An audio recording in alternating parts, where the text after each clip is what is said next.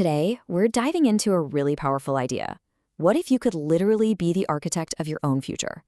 We're going to be using the blueprint from Ravinder Kumar's book, Architecting Your Future, to figure out how to take control and, build the life you actually want, piece by piece. Okay, let's just start with this, because it really gets to the heart of the matter. I mean, if you've ever felt stuck in a rut, and who hasn't, this is basically a promise of a way out. And the key thing here is that it's not just theory. It's packed with real, actionable plans to help you find your purpose. And that really brings us to the core idea of this whole thing. Just think about it for a second. An architect doesn't just cross their fingers and hope a building shows up. No way. They envision it, they plan it, and then they build it with total intention. So what if we applied that same level of discipline and creativity to our own lives? So here's our game plan. We're going to follow the architect's journey step by step. We'll start with a mindset, then move to drafting the blueprint, plotting the course, actually constructing your success, and finally making sure your design is future-proof for the world we live in today. All right, first things first, it all, and I mean all, begins with a mental shift. This is about going from being a passive passenger along for the ride in your own life to becoming the lead designer. You're in the driver's seat. This quote is just perfect, isn't it? It so brilliantly illustrates that mindset. An architect sees a pile of rocks, not just as rocks, but as potential walls, as a future building. They see what it could become. That's the proactive, visionary thinking we need to adopt for our own lives. And that's what architectural thinking really is. It's not just some cool metaphor. It's a practical method for solving problems. It's all about starting with a crystal clear vision of the end result and then working backward to create a structured, step-by-step plan to make it happen. Okay, so you've got the mindset down. Now what? Well, you need to know your starting point. Before any architect starts building, they have to survey the land, right? For us, that means taking a deep, honest look at where we are right now. And here is an awesome tool for doing just that, the Life-Scale. It breaks your life down into these key areas: career, health, family, you name it. The idea is to score yourself in each slice of the pie, to get this really clear visual snapshot of your life's balance. It immediately tells you where you're killing it and, well, where you might need to focus a little more attention. And this just brings that concept to life. On one side, you've got Coakley Young. He's a recent grad, crushing it in health and fitness, but his career and finances need some work. Then you have Dr. Raj over here, who's managed to build a really high level of balance across the board. It just shows you what we're aiming for, a life that feels well-rounded and truly fulfilling. So we've figured out where we are. The next logical step is to decide where we're going.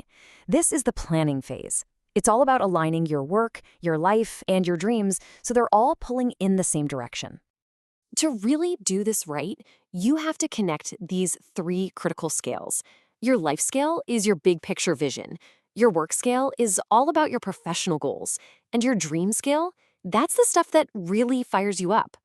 When those three are in sync, that's when you create a life that's not only successful, but also deeply meaningful. So how do you actually get there? The book lays out this fantastic 5-step framework called the UEDIC model.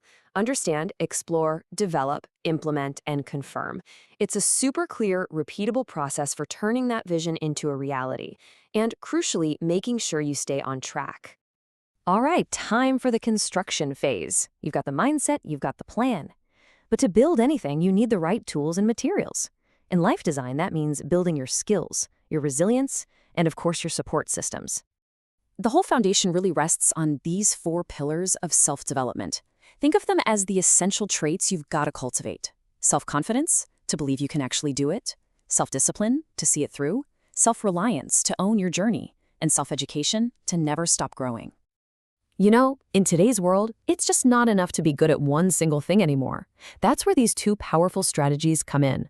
Talent stacking is all about combining several different skills to make yourself uniquely valuable. And dual deep competency is about getting really, really good at 2 key things: your main field and the digital skills you need to dominate in it. And please, remember this: no great architect works alone. Building your future is absolutely a team game. You need an inner circle that gives you intellectual support from mentors, emotional support from your friends and family, and spiritual support to keep you grounded. This network is your greatest asset, for sure. Okay, last but not least, we have to make sure our design is built to last. A great building has to withstand the elements, right? For us, that means creating a life that is resilient and adaptable to the constant winds of technological change. Just let this number sink in for a moment. 35%. According to the World Economic Forum, that's how many of the skills we think are essential today will be different in just 5 years. This one stat proves that lifelong learning isn't just a nice idea, it's a flat-out survival strategy. To really thrive in this new era, we need to adopt what's called the digipreneur mindset. And hey, this isn't just for startup founders. It's for anyone who proactively uses digital tools and technology to solve problems, create value, and drive their own career forward. And these right here, these are the technologies shaping that future. From AI and the Internet of Things to blockchain and 5G. Understanding these trends is like an architect understanding new building materials. They are the source of our biggest challenges, but also our greatest opportunities. Which brings us right to the end. The framework is clear, the tools are out there, the materials are all around you. So really the only question left is the one that only you can answer. What will you build?